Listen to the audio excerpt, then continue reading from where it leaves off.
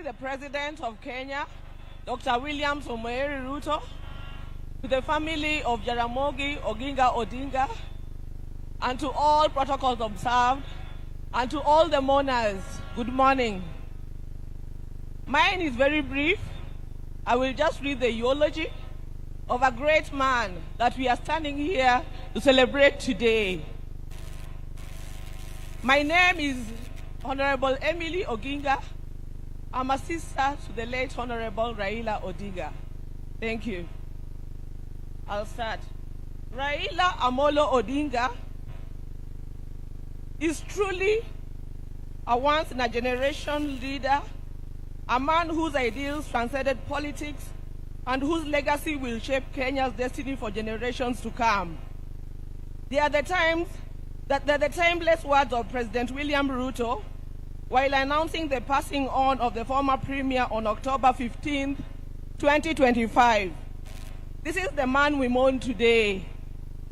On October 15, 2025, the mortal journey of the Right Honorable Raila Amolo Odinga came to an end, but his spirit is immortalized in the story of a life that began on January 7, 1945.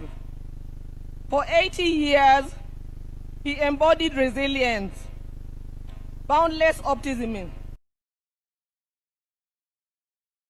ventured into new frontiers and imagined new horizons, all in steadfast love for country.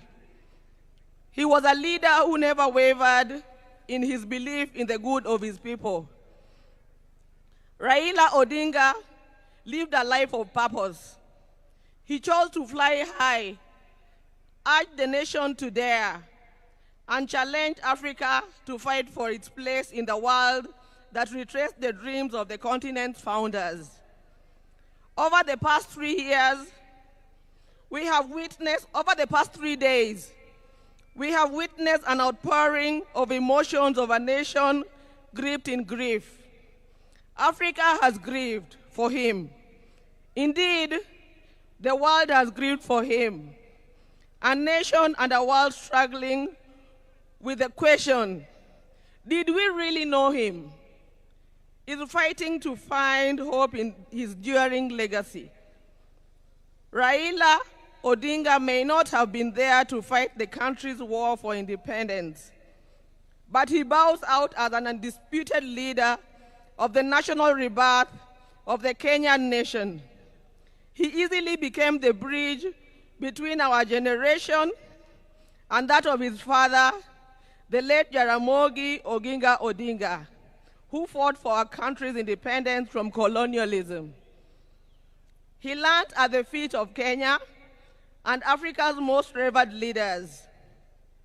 He witnessed the liberation ideals and struggles of Pan-African heroes, including his father Jaramogi, Jomo Kenyatta, Julius Nyerere, Kwame Nkrumah, Gamal Abdel Nasser, and Kenneth Kaunda, among others. He followed and internalized Nelson Mandela's struggles and agreed with his philosophy that courage was not the absence of fear, but the triumph over it, that the brave man is not he who does not feel afraid, but he who conquers that fear. Raila conquered fear and mastered courage. Possibility of death in pursuit of an ideal was not a reason for Raila to retreat, for he also internalized William Shakespeare's words that cowards die many times before their death, and the valiant never taste of death but once. It is from that perch that Raila began his own long walk for freedom and liberation, applying himself to the cause as a debt that owed to past and due to the present generations. Many times, he appeared to be on a cause much larger than himself, a mission almost impossible, but seemed to be the way he loved it, and he gave his life to it.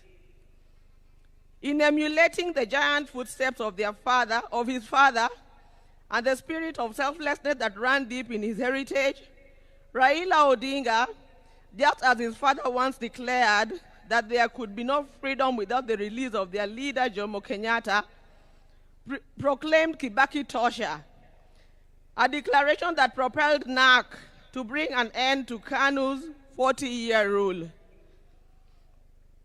This defining act was emblematic of the man himself. Raila Odinga was Raila Odinga.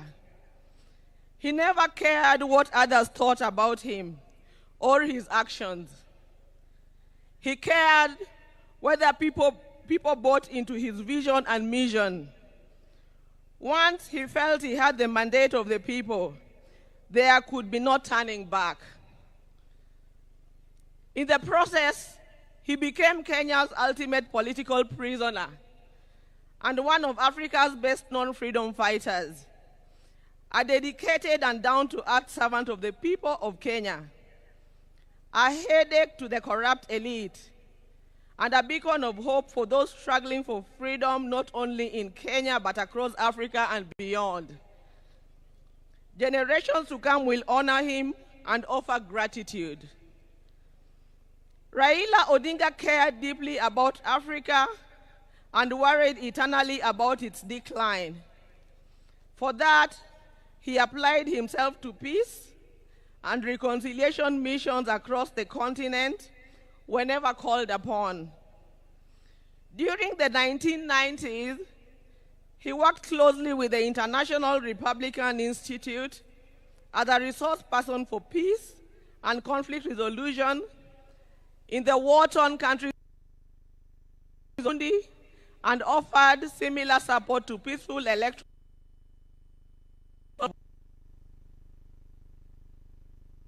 The forces and issues behind him. The highest executive position he ever rose to was that of the Prime Minister of the Republic of Kenya. Following the signing of a National Accord and Reconciliation Act of 2008, which created the office to facilitate power sharing after the controversial 2007 elections.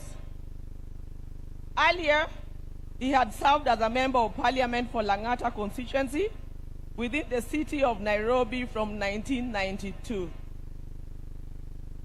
However, the hallmark of Raila's life and career was not in executive mansions and offices. It was in the struggle for freedom and democracy in Kenya and across Africa. Many times telling the continent's dictators to set their people free. It earned him outright enemies, cynical friends and admirers in Africa and beyond. It is this record that saw him appointed as Special Peace Envoy of the African Union in February 2011, following the post-election crisis in Côte d'Ivoire. He juggled politics, entrepreneurship, and scholarship with ease. Besides his career in politics, Mr. Odinga is also a successful businessman and entrepreneur, having founded the flagship family business, the East African Spectra, a manufacturer of gas cylinders for Kenya and the East African region. Subsequently, he founded Spectra International. Before that, he had taught at the University of Nairobi's Department of Mechanical Engineering between 1970 and 1974, and served at the Kenya Bureau of Standards, which he was instrumental in establishing. Even as he pursued all other careers, Raila understood that social, political, and economic changes in a country come through politics, and that although all politics is local, politics is also substantially international. So, even as he appeared to be rabble-rousing in the trenches of Kibra and Kondele, he understood that an hour comes when he needed to dust himself off and sit in boardrooms or take a plane to global capitals to negotiate politics and policies. He did that effortlessly, moving from dusty Kamkuji grounds to a meeting in diplomatic circuits of the country within an hour. It was normal for Raila to be tear-gassed, water-hosed, and even shot at, only for him to show up at the boardroom for meetings with his tormentors as if torture at the field did not happen.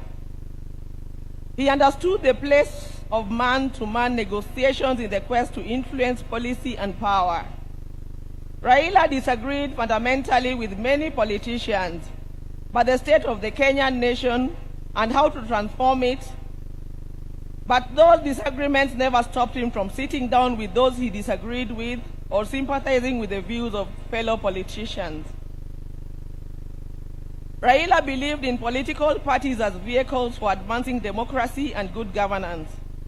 It is upon this belief that he was a founder member of the Forum for the Restoration of Democracy, that is Kenya, in 1991, the National Democratic Party in 1996, the Liberal Democratic Party in 1997, and in 2005, his present political vehicle, the Orange Democratic Party of Kenya. In 2013, he led his party into a coalition with other parties to form the Coalition for Reforms and Democracy, that is CORD, on whose ticket he ran for president. He challenged the election results at the Supreme Court, which ruled in favor of his opponents. He accepted the verdict and took up the leadership of the opposition. He contested the 2017 presidential election on the ticket of the National Super Alliance, that is NASA, which election ended up being nullified by the Supreme Court, but he stayed out of the subsequent contest. Mr. Odinga was once again picked by his coalition, Azimio la Umoja One Kenya Coalition Party, for the presidency in 2022, whose results were confirmed against him by the Supreme Court. He accepted the verdict and has led the opposition coalition. Raila's early life prepared him to be a consummate African and citizen of the world, with early education in Kisumu and Siaya before leaving for Germany, where he began his high school education at the Herder Institute in Leipzig. He later transitioned to the Otto von Guericke University in Magdeburg, in the then East Germany, where he obtained a Master of Science in Mechanical Engineering, specializing in production technology. In February 2024, Raila visited and extensively toured the two institutions, reliving his days there and recalling that when he arrived in Otto von Guericke, there were not more than 5 black students in the whole college. As a leader, Raila believed in exercise, duty, selflessness, sacrifice, collective leadership, humility, honesty, discipline, and hard work. Other than Kenya, Raila's other great love was Africa. He celebrated the continent's potential and mourned its poverty. He mourned the death of leadership on the continent and felt the pain of its people being left behind by less endowed regions of the world because of failure of leadership. Indeed, the last major political project Raila quietly embarked on days before his death was a third biography dedicated purely to Pan-Africanism and what needs to be done to take the continent forward. In October 2018, Raila was appointed as the African Union High Representative for Infrastructure Development in Africa. He moved into the position with the swiftness and certainty of fish in water. He named the continental highway network corridors, railways, and airports as if they were here in Kenya. He was at ease with Africa's trade deficit figures in comparison to other parts of the world. In politics, Raila communicated the importance of reconciliation, forgiveness, and putting country over self. He forgave his jailers and worked with them to move the country forward. He emphasized that building a progressive country demanded that leaders rise above anger and the desire for revenge. He also believed strongly that the preservation of a nation requires the triumph of pragmatism over ideology. That when the nation is under extreme threat, leaders must embrace extreme compromise. He believed power